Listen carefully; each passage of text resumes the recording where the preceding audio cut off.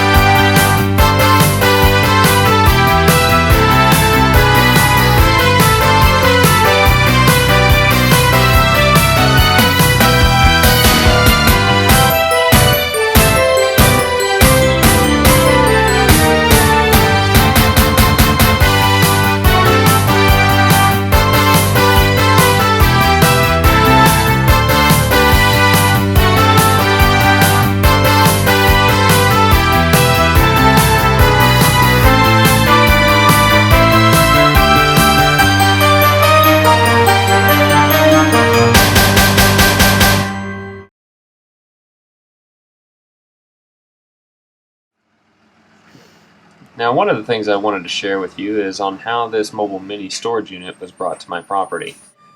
They backed it in on a hydraulic flatbed truck that was able to drop one end down and make inch-by-inch adjustments to make sure the doors were not going to hit my roof once the unit was in place. One thing I did like is the gentleman's measurement method to make sure that wasn't going to happen. Nope, not going to work. Anyway, we will give a full review on this unit on another episode. But for now, it's time to fill the unit. And there he goes. There's the tray. Well, I just had dinner, baby's off to bed, and it is now time for me to take on another huge project, and that is to move all of the contents of my garage that's just on the other side of this door, which I really don't want to open right now. But I'm going to take all the contents of that and put it in a mini storage device. I have from tonight and 1 month from now to get the entire thing done, at least to the point where my floor is cured enough to move my tools back in. So I'm really not looking forward to this because I got an 8x20 and it's about 8 feet tall. I mean, it'll hold a bunch, but I don't know if it'll hold it all. I didn't even get boxes to pack up all the little stuff, so I got to get creative in how I pack this up. I also have a few things that I'm probably going to sell on Craigslist that have been taking up space in the garage, and I really don't want that. So I'm probably going to put all of that stuff towards the front of the unit. That way it's easily accessible, along with all the items that I need to repair the walls, paint, and do the flooring. Anything else, I'm just going to stick in there however I can and try and make it as neat as possible so I can use up every square inch as I can without having anything left out. So I guess we'll get started.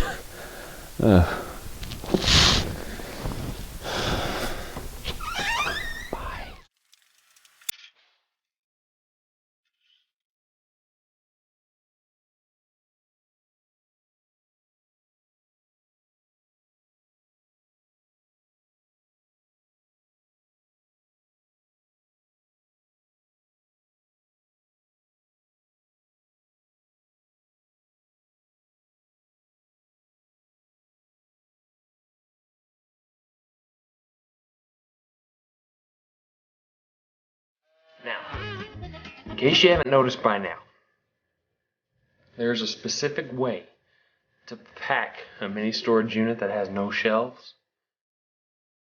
You take anything that you can get your hands on and you stuff the crap in there.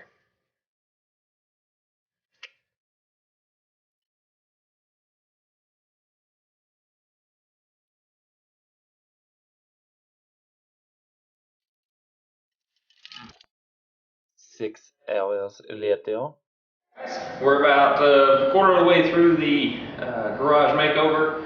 We've got a few things to do. As you can see, I've got it all cleared out. If you look over that way, I've got a whole bunch of my garage stuff just packed away in a mini storage unit. I'll tell you a little bit more about that later in the video, but I've got some dust in the floor that I swept up into a big pile. That's got to go. Got a hole down here. That was here when we moved in. I did not do that, I promise.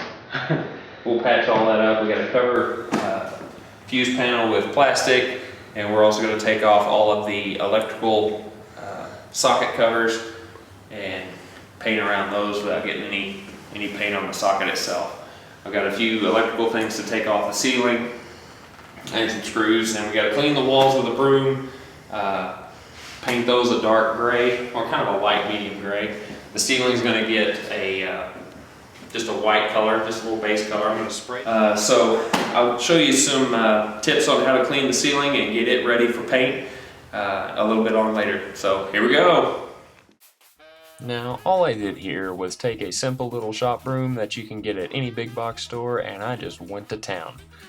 There was a bunch of dust on the walls and I had to get it all off, but trust me, it does not go this fast. Okay, well, we've gotten pretty far this afternoon, but since we got a late start, we didn't really get a whole lot done as far as the paint and all that stuff. That'll have to come another day. But you can see we've got the doors covered with plastic. We've got all the outlets covered, tape. Even the ceiling has a few that we had to cover. We had to cover the cellar just to make sure that whenever we scrape the ceiling, this doesn't get all nasty, as well as when we spray, the overspray doesn't settle on that gray paint. I don't want to screw that up. We had this big hole that you saw before. We bought a little patch kit that you can get from Lowe's. This is just a little do-it-yourself patch kit, but we took a little cover out. But it comes with the color change spackle, as well as a putty knife, sandpaper, and even some grid work that goes inside the hole. Just put the grid work over the hole and then just start mudding it. And you don't want to do it in really heavy coats. You want to do it in thin coats. So it's going to take about 3-4 coats and just sand it or texture it however you choose. And this is going to be a little textured. Whenever it dries, it turns white and it's ready for sanding. So you just apply it, and since my wall is textured, I don't have to be super pretty about it. You just want to cover it enough where you get your good work disguised.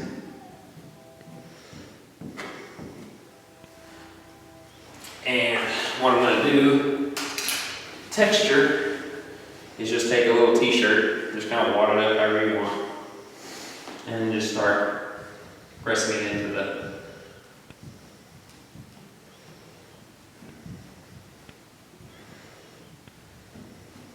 spackling.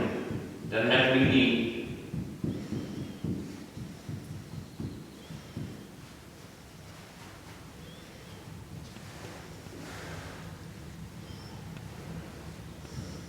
And then when you come in with sandpaper later, it will flatten any of the high spots, and then it will kind of disappear when you paint it.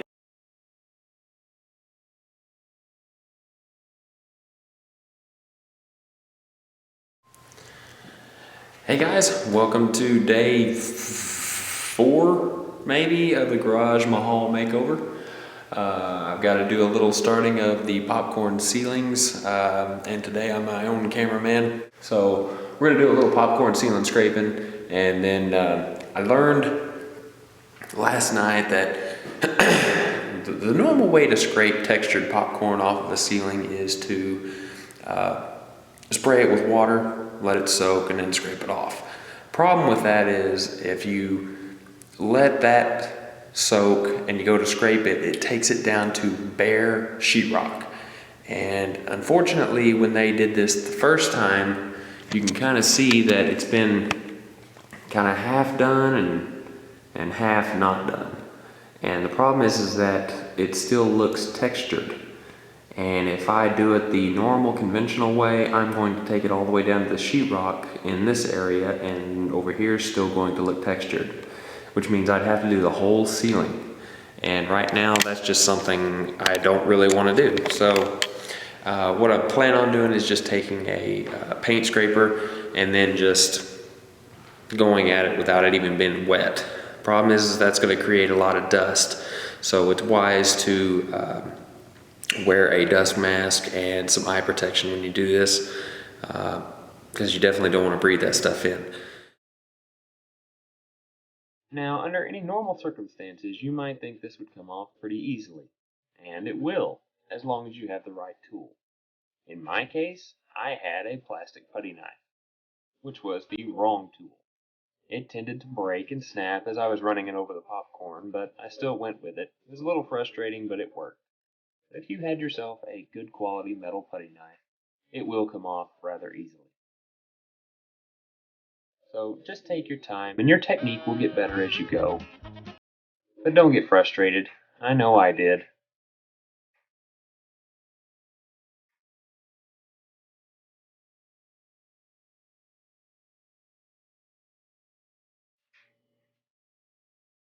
But you know what?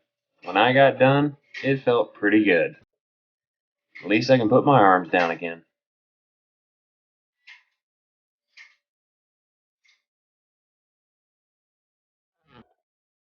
Now, one thing to consider is that if this was in your house, you might want to cover your floor. But this is a garage and I'm not too worried about it. It's going to get swept up anyway. But you might want to consider moving all your stuff. Oopsie.